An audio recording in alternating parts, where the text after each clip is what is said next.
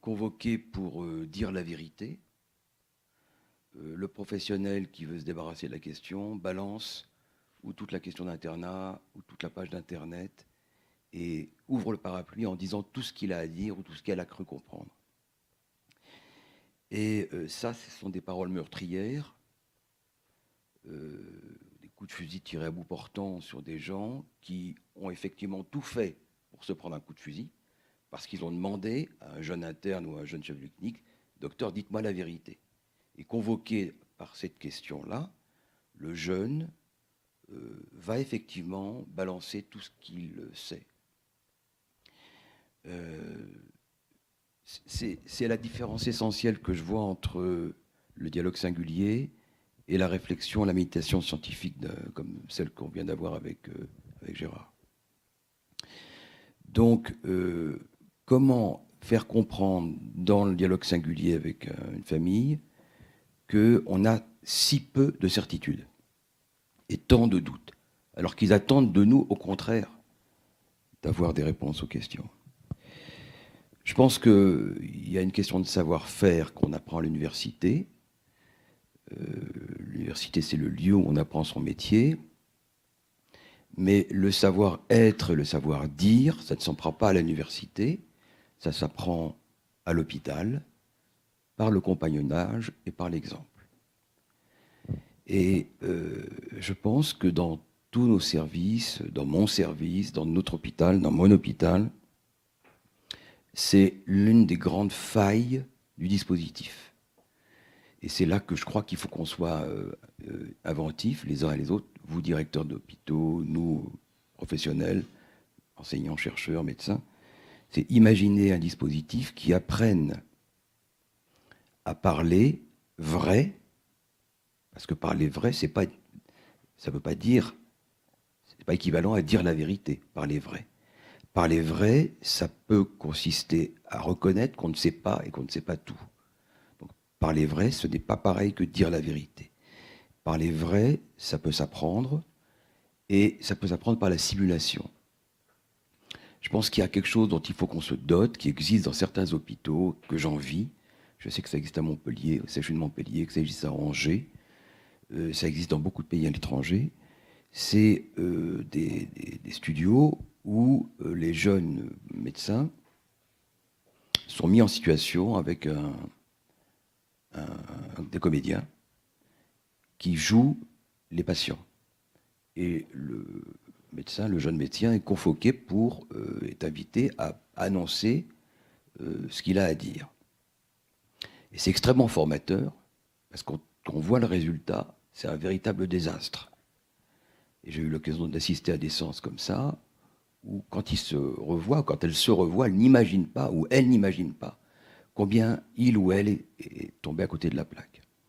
Donc je crois que ça fait partie de la formation qui pourrait se faire à l'hôpital, que d'avoir des ateliers de simulation pour apprendre aux médecins, non pas leur savoir-faire qu'ils ont appris à l'université, mais vraiment le savoir-être et le savoir-dire dans les consultations.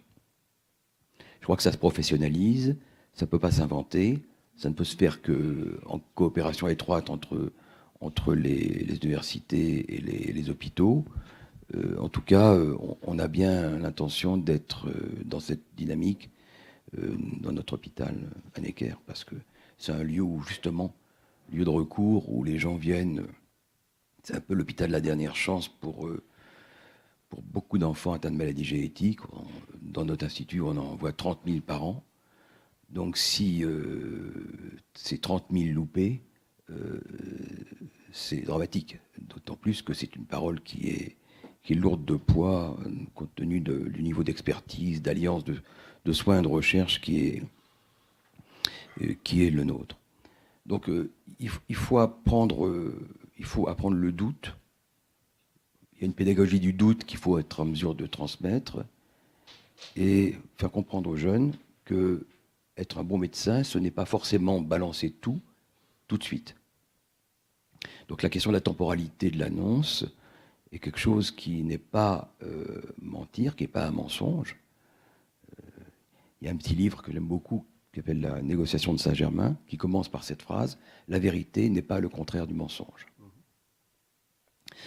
Donc ne pas dire tout et pas tout de suite, c'est quelque chose qu'il faut enseigner, parce que les gens sont peut-être pas prêts à entendre tout de suite. Il y aura d'autres consultations, il y a du temps, il faut donner du temps, il faut s'installer, il faut être tranquille, il faut voir comment les gens sont prêts à entendre ce qu'on a à leur dire et quand il faut s'arrêter et remettre à la prochaine fois.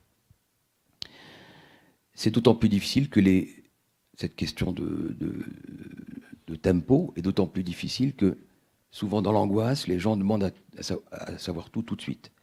Ils veulent savoir à la fois le diagnostic et qu'est-ce qui va se passer. Cette quête de pronostic est quelque chose qui est obsédant chez eux. Ils veulent absolument qu'on leur dise au moment de l'annonce diagnostique quel est le pronostic et qu'est-ce qui va se passer. Je pense qu'il faut apprendre aux jeunes internes, aux chefs de clinique dans nos hôpitaux, que cela peut s'étaler dans le temps et qu'ils ne sont pas censés tout balancer. Donc ça s'apprend, ça ne s'invente pas. Pour certains, c'est intuitif, pour d'autres, ça doit s'enseigner. Cette question-là, elle a un écho tout particulier pour moi, qui suis un pédiatre, généticien, chercheur dans un institut de recherche, mais généticien par mon exercice. Donc toutes ces questions sur la vérité, sur les certitudes et les doutes, elle a un écho tout particulier pour un généticien, à l'heure où, dans vos hôpitaux, arrive en force le séquençage du génome. Donc vous êtes confrontés à cela, vous allez l'être de plus en plus, que ce soit dans nos services, dans nos instituts de recherche, dans nos unités qui sont associées à nos hôpitaux, à nos services, ou que ce soit des patients qui viennent avec des données collectées dans d'autres instituts. Ils arrivent souvent avec des données qu'ils ont envoyées à Google, à 23andMe, etc. Ils viennent avec des liasses de séquences et avec des interprétations fantaisistes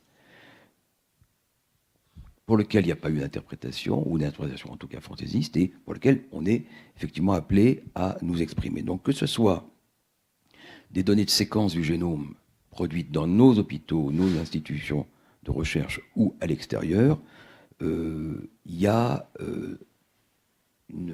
un risque plus grand encore que dans le passé de faire un mal fou aux gens avec cette pseudo-vérité. Et c'est ça que je voudrais vous montrer dans la deuxième partie de mon exposé, c'est que nous avons beaucoup de doutes et peu de certitudes. L'ambiance générale, c'est que, probablement parce que les scientifiques n'ont pas été assez convaincants, et parce que les médias ont été trop prégnants, l'opinion surestime la science, en particulier la génétique. Vraiment, l'opinion surestime notre spécialité et lui prête bien plus de pouvoir qu'elle n'en a. S'imagine vraiment que notre avenir est inscrit dans nos gènes. Et naturellement, ceci n'est pas vrai. Alors là, je me mouille. Notre avenir n'est pas inscrit dans nos gènes. Nos gènes ne commandent pas de notre destinée. Et la vie, ce n'est pas une tragédie grecque. Et nous, on n'est pas les oracles de cette tragédie. Il y a des déterminismes biologiques. Nos fonctions vitales sont codées par des gènes. Mais ces déterminismes biologiques ne réduisent absolument pas notre libre arbitre, ni ne nous interdisent de faire l'expérience de la nouveauté. Donc, comme je l'ai dit dans le titre de mon bouquin, nous sommes programmés, c'est vrai, nos fonctions vitales sont programmées, mais pour autant nous sommes libres. Et en rien, nos gènes ne conditionnent notre avenir. Il y a un petit bémol sur lequel, évidemment, je vais m'appesantir, c'est qu'il y a certaines variations de l'ADN qui conduisent à tous les coups à des maladies. Ça, c'est des certitudes.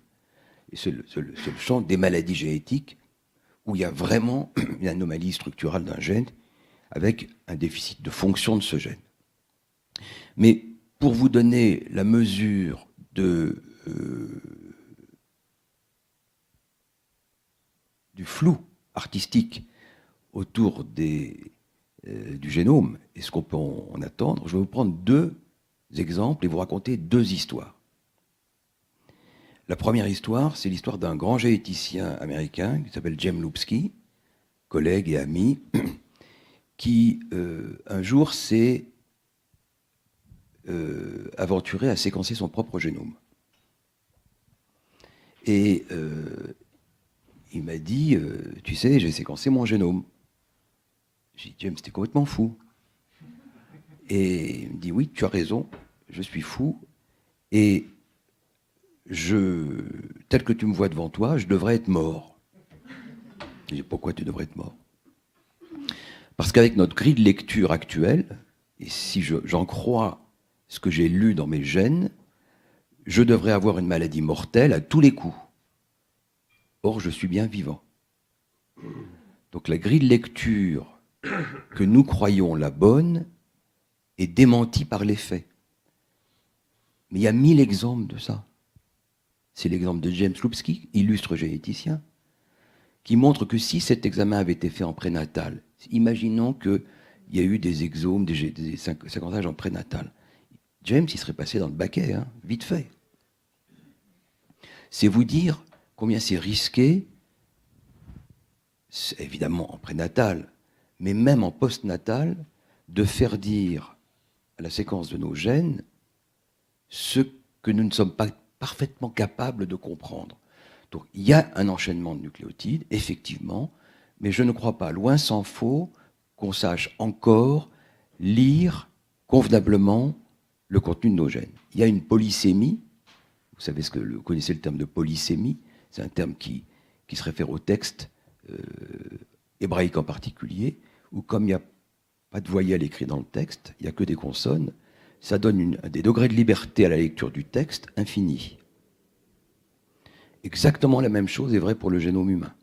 Ce qui est vrai pour la lecture des textes sans voyelles est vrai aussi pour le génome humain. Et je pense personnellement que les raisons pour lesquelles ces textes vivent encore sont les mêmes que les raisons pour lesquelles le génome humain vit encore. Parce qu'il y a justement cette diversité, cette flexibilité d'expression, de lecture, de grille de lecture du génome qui fait qu'on peut faire dire à un texte ou à un génome des choses extrêmement différentes. C'est ça la polysémie. Et donc, on pense avoir une grille de lecture rigide qui est en réalité démentie par les faits. Exemple de James. Autre exemple extrêmement récent à Necker, qui m'a énormément frappé, parce qu'on fait des séquences, je vous en dirai un mot tout à l'heure, pour identifier les gènes des maladies, et on a annoncé à une maman que son fils allait être aveugle par une mutation d'un gène CEP qui s'appelle le CEP290 qu'on avait identifié. Et la main forcée par les parents, on a dû annoncer le diagnostic et annoncer que l'enfant était possiblement susceptible de devenir malvoyant. Du coup, ses parents ont orienté ce jeune dans une carrière de kiné. Il voulait être médecin. Donc il est devenu kiné parce qu'il était programmé pour devenir aveugle. On l'a revu au fil des mois et des années. Ce garçon voit parfaitement comme vous et moi. Il est fou furieux contre les gens qui lui ont annoncé qu'il allait devenir aveugle.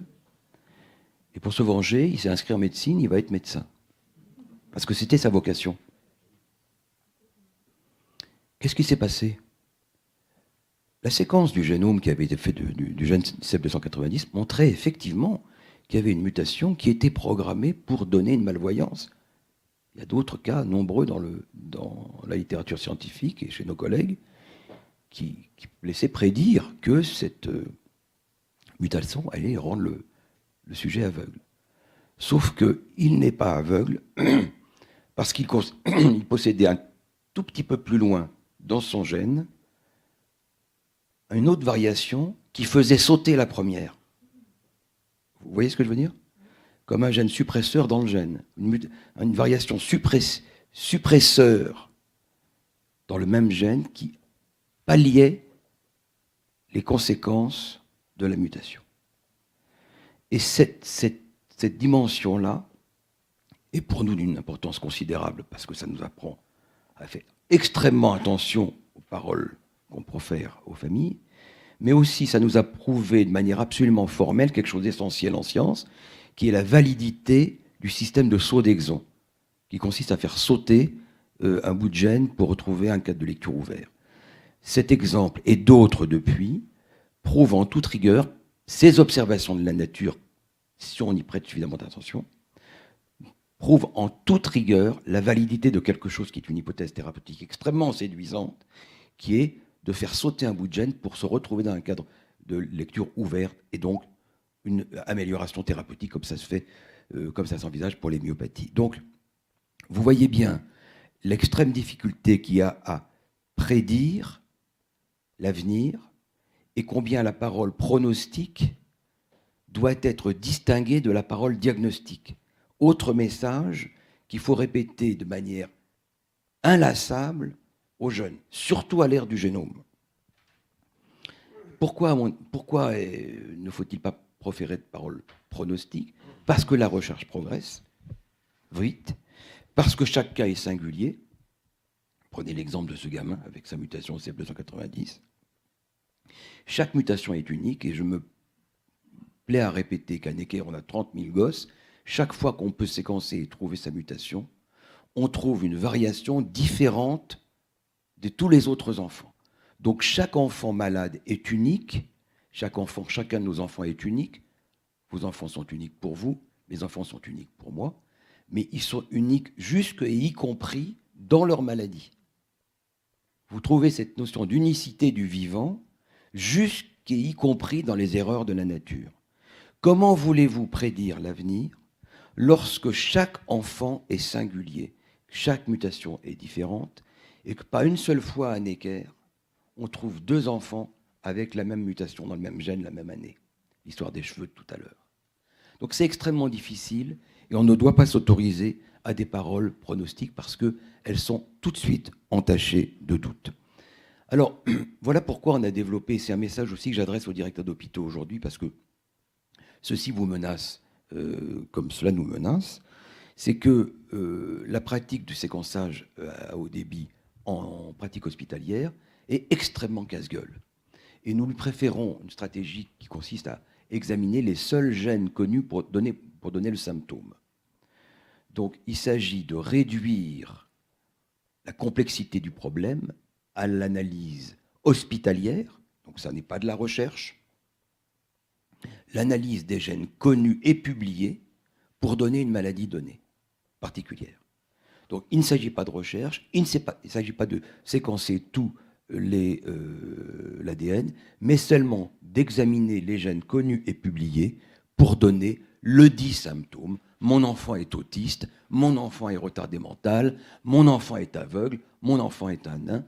Alors, une famille arrive avec une question, nous ne sommes pas supposés prédire l'avenir, que nous sommes bien incapables de prédire, nous sommes censés donner une réponse diagnostique à une famille qui est venue nous consulter pour cela. Essayez de prendre en charge au mieux. Toutes les autres pratiques qui vous sont proposées par vos médecins ou vos généticiens sont extrêmement casse-gueule. Pourquoi? Parce que souvenez-vous de l'exemple de James Lupski, c'est-à-dire que si vous séquencez tout à tout le monde, vous allez tomber sur ce qu'on appelle des variants of unknown significance, des variations de signification inconnue, ou encore des incidental findings, des découvertes fortuites tout à fait fâcheuses, et par conséquent, nous ne serons pas capables d'interpréter, et si on n'y prend pas garde, c'est une source infinie de conflits et de procès. Ce que nous proposons et ce que nous souhaiterions diffuser, si on veut bien accepter de les accueillir dans nos hôpitaux universitaires, c'est les outils que nous avons mis au point dans nos instituts. C'est-à-dire des outils de reséquençage ciblés des seuls gènes connus pour donner une maladie particulière. Et ça, à mon avis, vous êtes, mesdames et messieurs, à la veille d'être attaqués, comme nous serons attaqués, pour forme d'action de classe ou démarche individuelle, pour manquement à l'obligation de moyens. Parce que c'est une obligation de moyens opposable. Il y a maintenant un corpus de gènes qui sont connus, qu'il faut tester, et ce n'est pas du luxe, c'est simplement répondre à la question qui nous est posée que de tester ou de reséquencer les gènes qui sont connus pour donner un symptôme donné.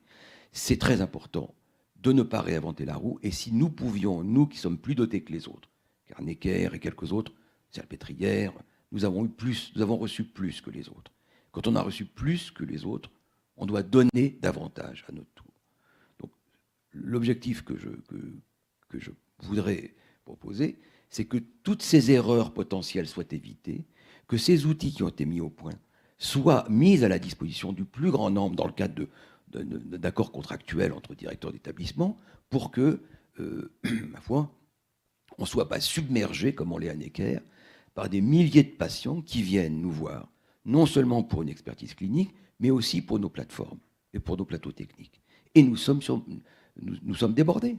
Nous ne pouvons pas, nous n'avons pas vocation à voir tous les patients de France atteints d'une maladie de la peau, ou d'une maladie des yeux, ou des oreilles, ou des retards mentaux.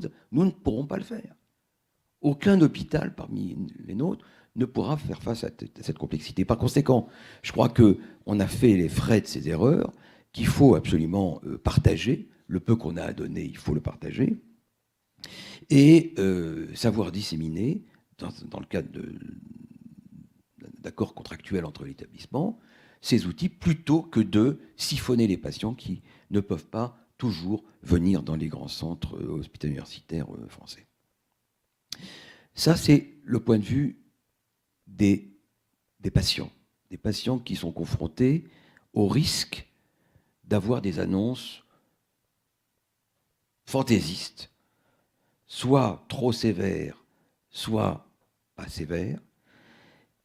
Et c'est pourquoi je crois qu'il faut véritablement mettre le patient et ses symptômes au premier plan et voir en quoi nous pouvons apporter des éléments de véracité, diagnostic, et si possible, avec une immense prudence, pronostic, à ces familles. Alors, souvent, elles finissent, ces familles, par accepter que chaque enfant est unique, que l'histoire naturelle de chacun est différente, et que par conséquent, il faut laisser très largement ouvert le champ des possibles. Toutefois, quand on donne ces éléments d'information aux patients, c'est une double délivrance, même avant les médicaments. Le diagnostic, même quand il n'est pas tout de suite assorti d'un traitement, est un soulagement. Nommer la maladie, surtout quand on a des années d'errance, c'est déjà un peu la soigner. La nomination fait déjà fonction de traitement, elle participe déjà du projet thérapeutique. Et par conséquent, il ne faut pas se priver de cette chance donnée aux gens de surmonter par la pensée l'épreuve qui les frappe. Quand on a un enfant autiste, mesdames et messieurs, qu'on s'est entendu dire pendant des années que c'est la faute de la maman, et qu'on apprend un beau jour que c'est un accident, c'est une maladie génétique, mais pas héréditaire, un accident. Mais c'est une délivrance.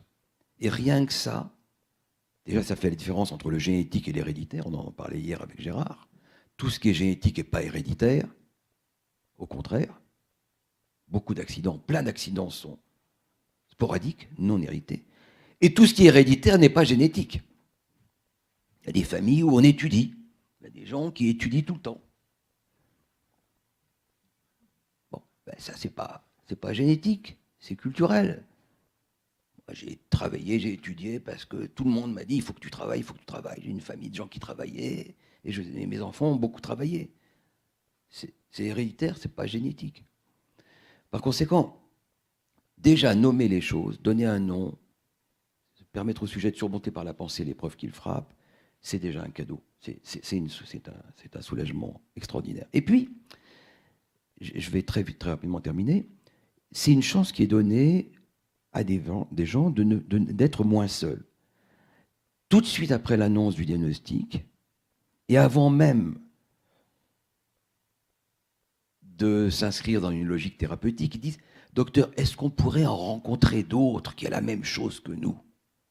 Ça nous ferait tellement de bien. » Alors là, quand vous mettez en contact des familles concernées par la même maladie, pas toujours la même mutation, mais la même maladie, alors là, c'est formidable.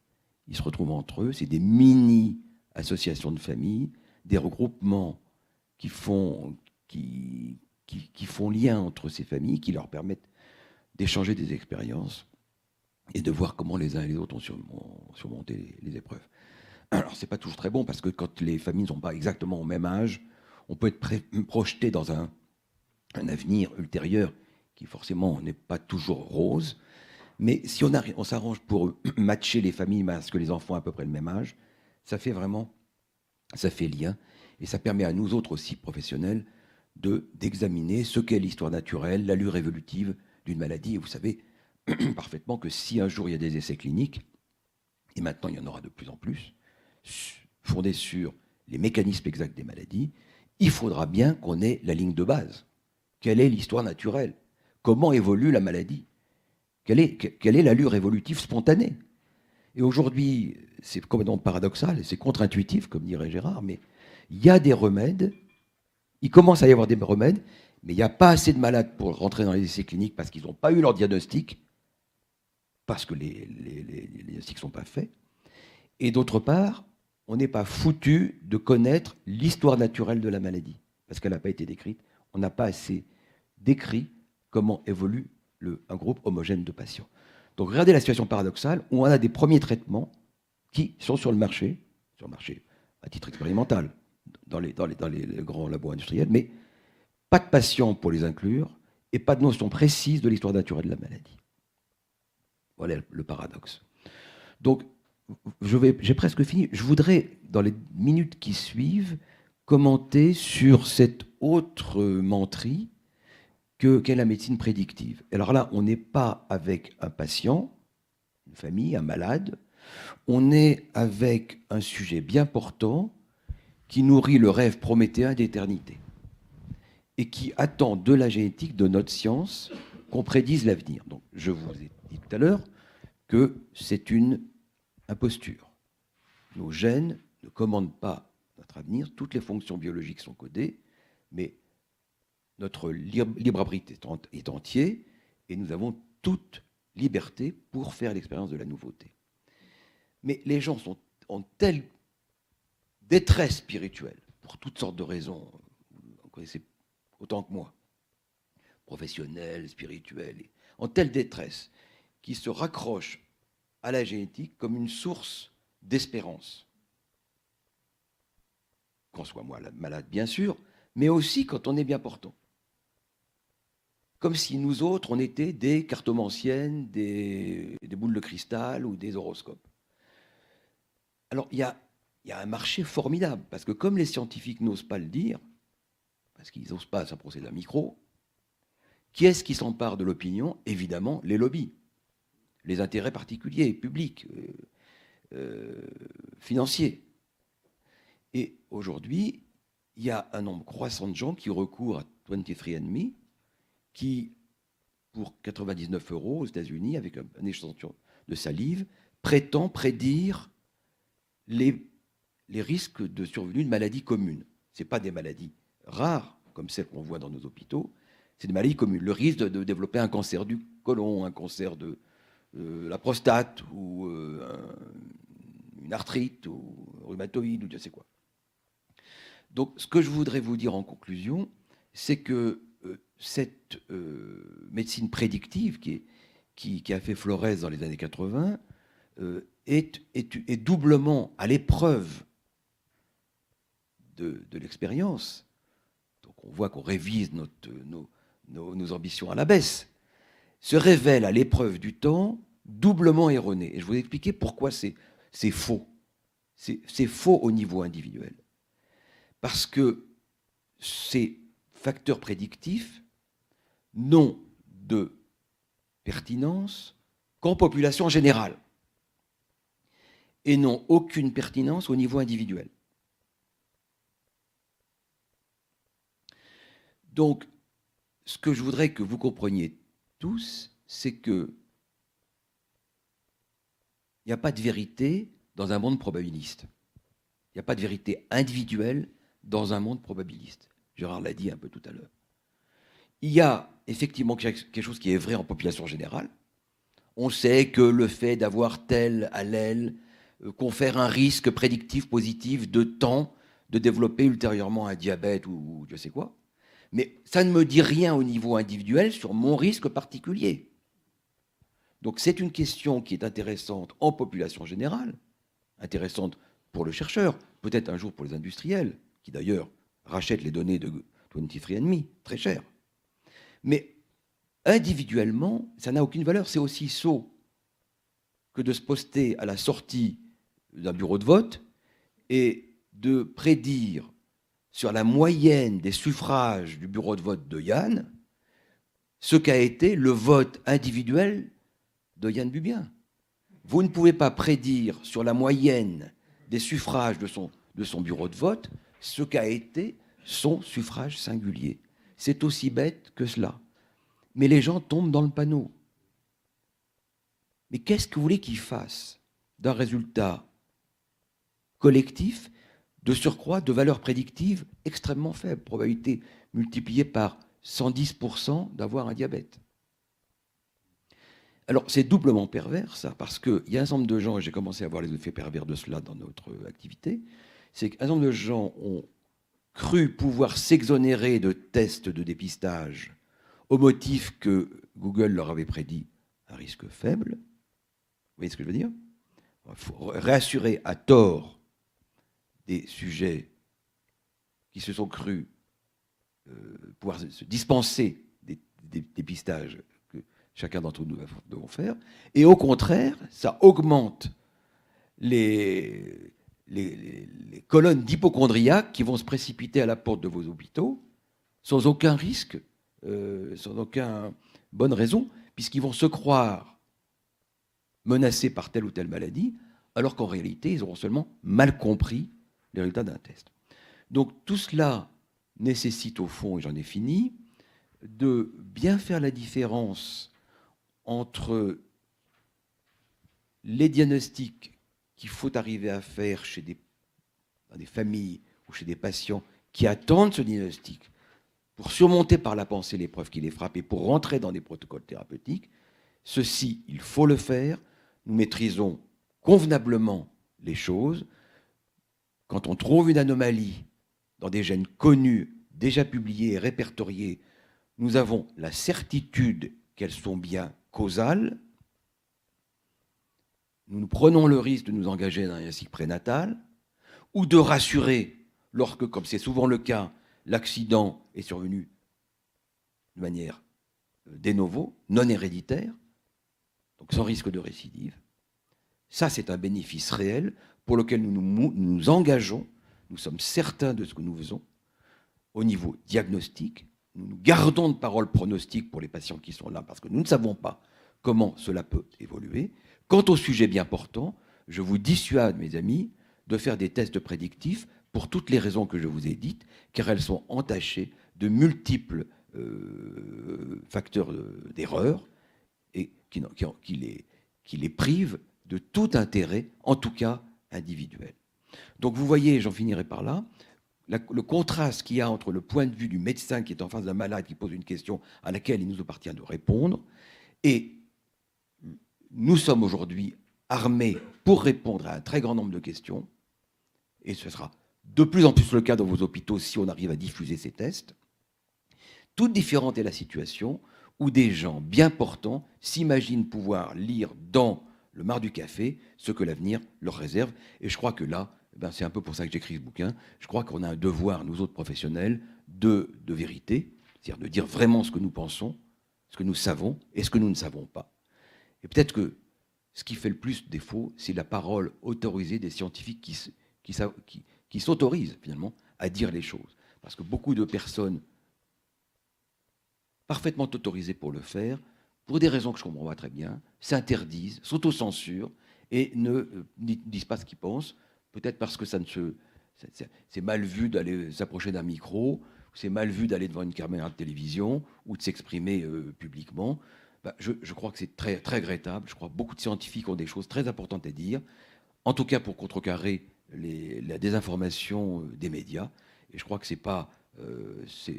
Ce n'est pas du luxe, c'est un devoir pour nous de partager avec vous ce que nous avons cru comprendre,